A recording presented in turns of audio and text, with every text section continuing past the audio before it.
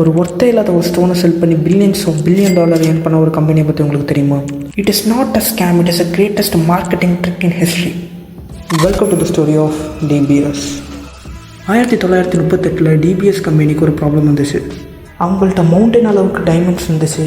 But உண்மை என்னென்னா, diamonds அவ்வளோ ரேரும் கிடையாது, அவ்வளோ வேல்யூபிளும் கிடையாது. நிறைய பேர் அதை வாங்குறதுக்கு விருப்பமும் படல.